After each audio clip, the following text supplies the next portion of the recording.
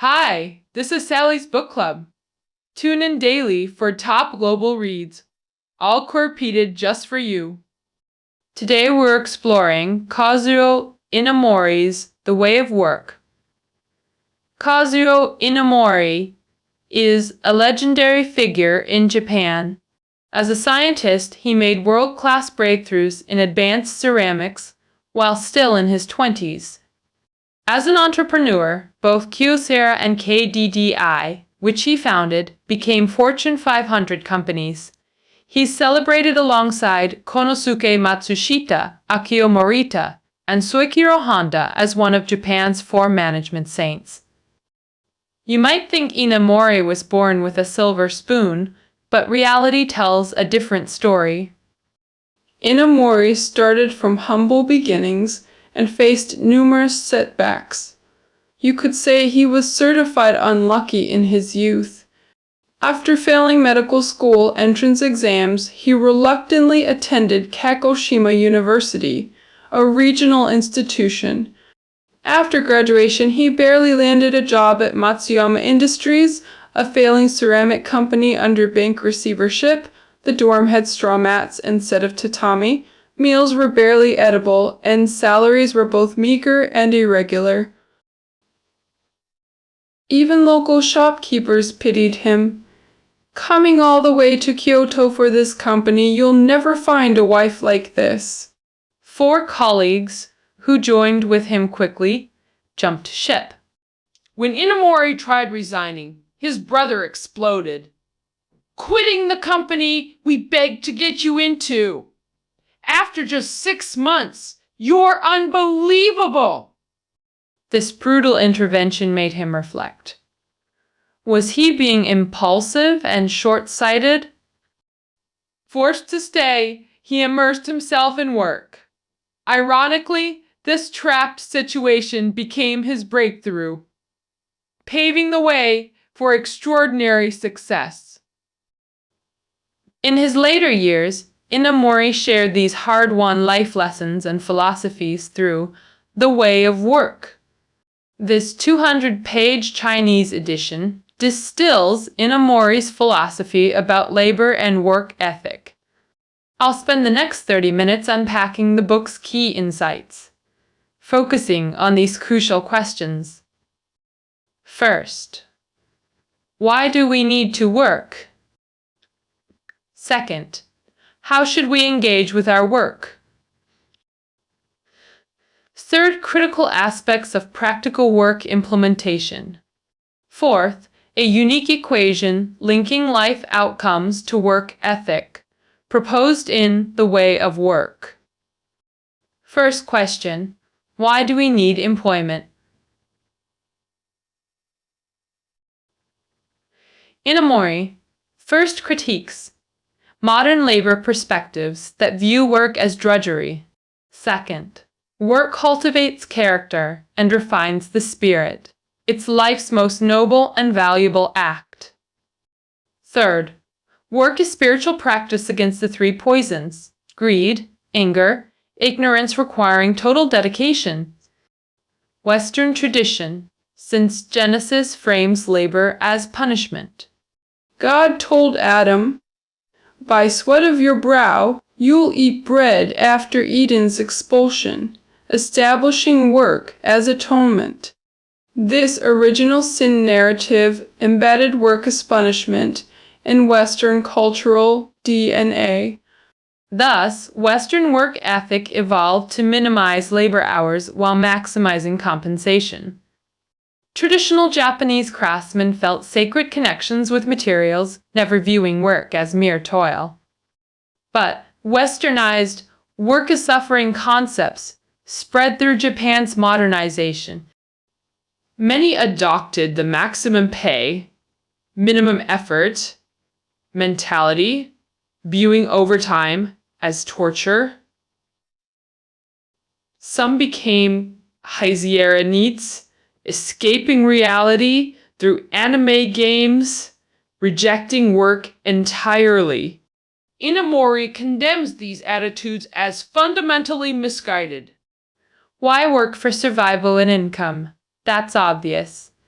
breaking it down, supporting family, buying homes, cars, spouses' luxuries, parental health care, children's education, all valid needs.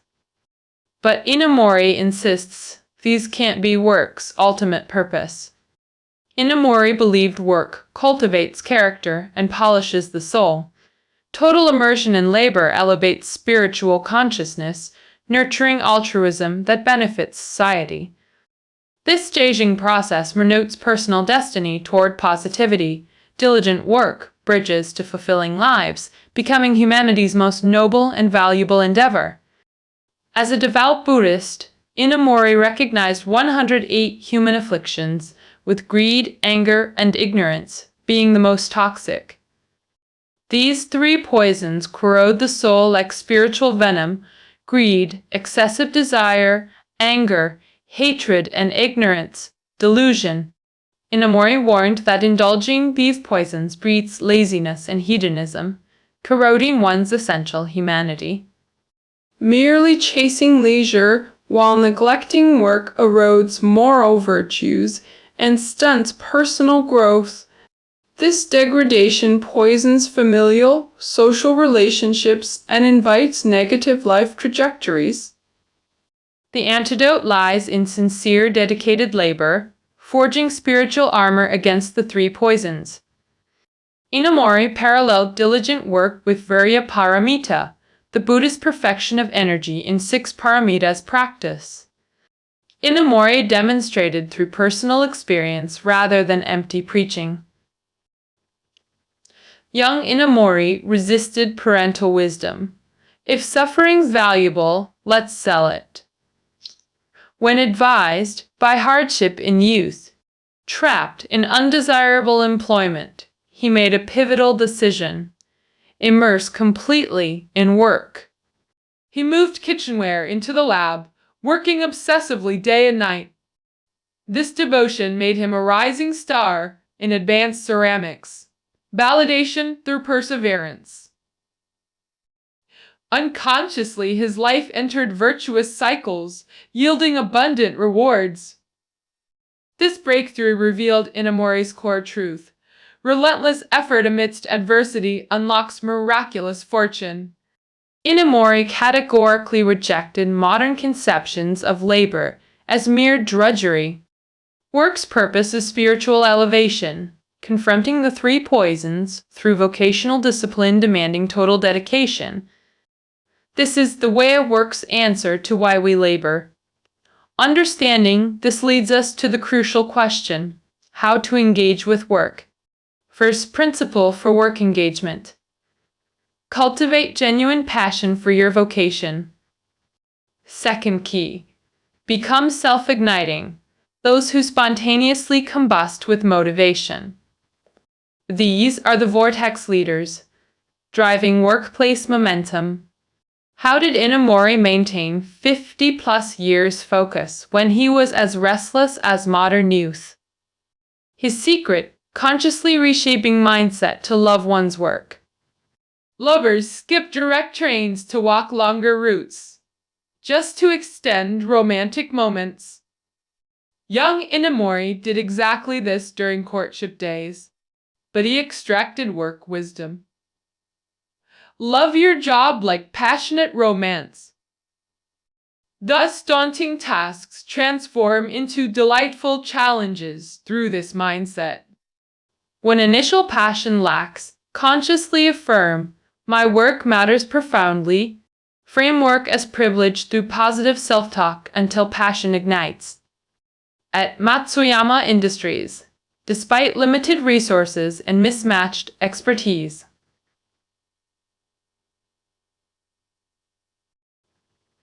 Inamori self-funded research materials and requested American ceramic journals. He conducted endless experiments based on gathered data. Gradually, advanced ceramics potential captivated him, feeling, I alone researched this globally. For new water-cooled ceramic pipes, Inamori slept, embracing prototypes to prevent deformation during drying. To improve yield rates, he learned to listen to product style needs through hands-on engagement.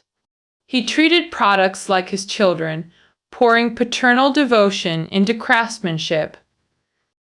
Through conscious effort, Inamori transformed work from obligation to passionate commitment. Like romantic love, Inamori categorized workers: combustible, ignited externally; non-combustible, resistant, and self-igniting, intrinsically motivated. The key lies in becoming self-igniting, generating internal drive without external pressure. Self-igniters proactively initiate tasks and lead organizational momentum as core drivers. Loving your work through mindset transformation forms the foundation of vocational commitment. Ultimately, work engagement requires proactive initiative, becoming the eye of the storm. Understanding the why and how leads us to practical implementation strategies. What crucial aspects demand attention in work execution? Inamori's first principle: set visionary goals.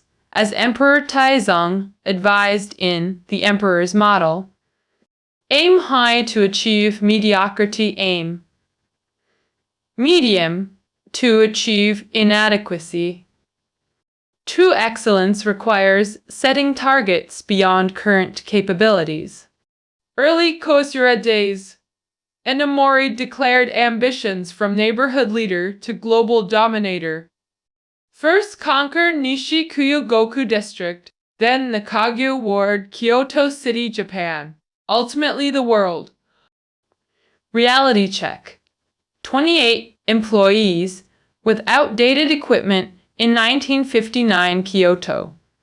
Their neighborhood already housed industrial giants, making these goals seem delusional. Though seemingly delusional, these ambitious goals pushed Inamori and Kyocera teams beyond limits. Inamori said, "When you give absolute effort, divine assistance emerges. Not superstition, but celestial reward for self-reliance." He instilled marathon intensity effort into daily operations. Sprint mode persistence became Kyocera's ethos. This became their unmatched dedication principle.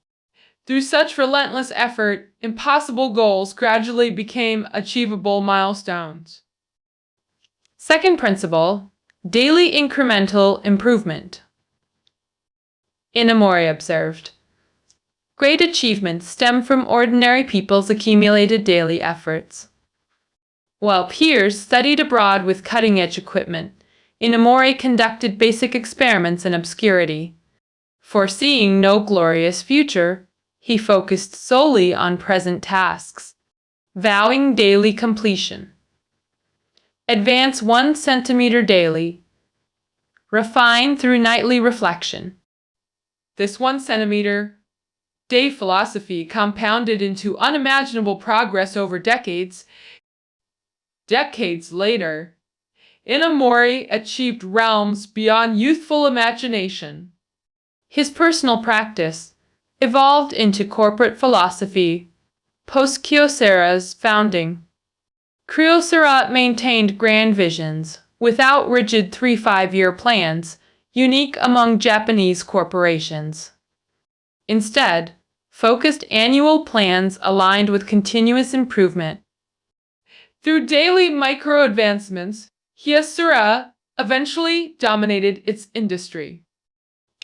Third principle: pursue perfection in execution. Inamori's formula: daily perfectionism, not mechanical repetition, but relentless refinement. Inamori once harshly criticized an accounting manager for erasing mistakes, believing many workplace errors can't be simply erased. Tolerating minor errors breeds carelessness, eventually leading to catastrophic failures. He rejected best as a relative measure. Even inferior groups have their best. Within low-performing groups, best becomes relative. Kurosawa pursued perfection, not relative best, but absolute excellence. This absolute standard transcends comparisons, possessing intrinsic, unshakable value. 99% effort fails, perfection demanding 100% precision with zero tolerance for errors.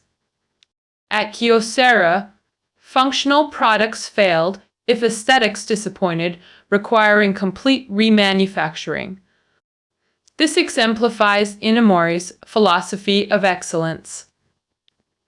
Fourth principle: cumulative innovation through sustained effort.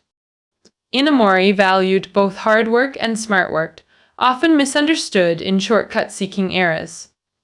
His smart work meant profound simplicity. True mastery appears clumsy. Innovation requires forging new paths where none exist, despite initial difficulties. Daily incremental innovations, not shortcuts, unlock true creativity. Inamori distrusted talented people seeking rabbit-like shortcuts over turtle-paced consistency. True innovators are steadfast workers, embracing daily grind, the real wellspring of breakthroughs. Inamori emphasized that persistence isn't repetition. Mindless routines without reflection are unacceptable. Constant self-questioning about improvement is essential. Set visionary goals while pursuing daily improvements, perfect execution, and continuous innovation. These form the core principles. These are Inamori's 4 critical implementation strategies for professional excellence. Inamori's life equation.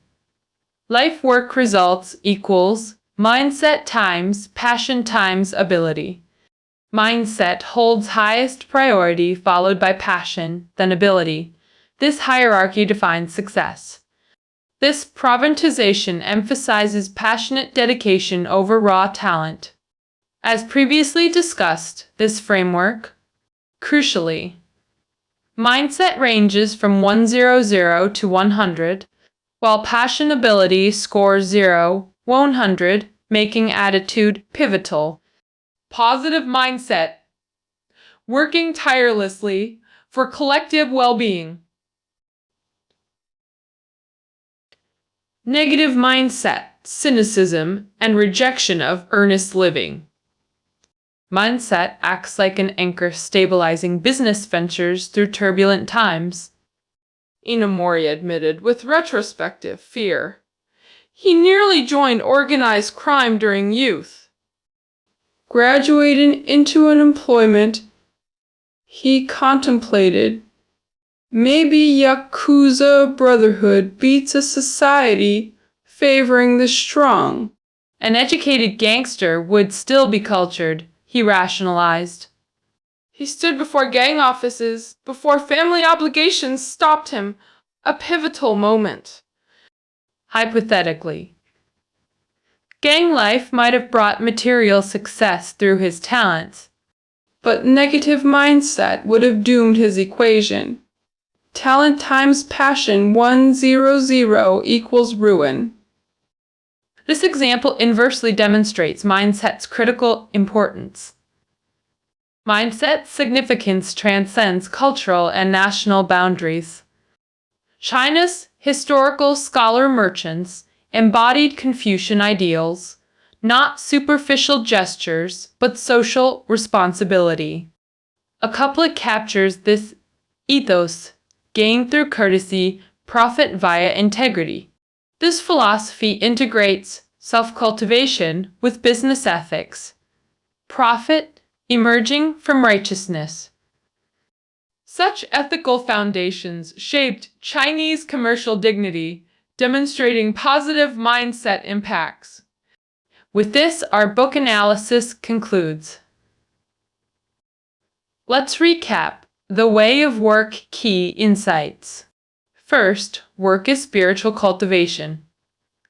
Combating the 3 poisons: greed, anger, ignorance. Second, Work engagement requires mindset shift, becoming self-igniting vortex creators.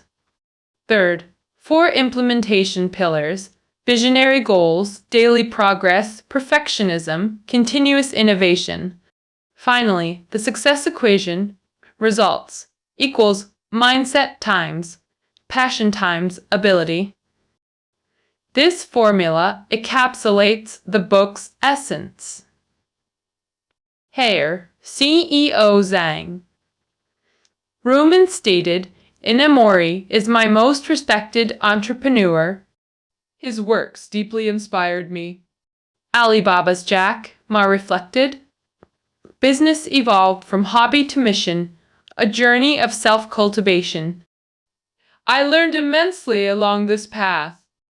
Inamori's philosophy inspires beyond commerce, offering life wisdom applicable across industries. This concludes our exploration of the way of work. Check the show notes below. See you tomorrow. Way to go! You've just completed another great book.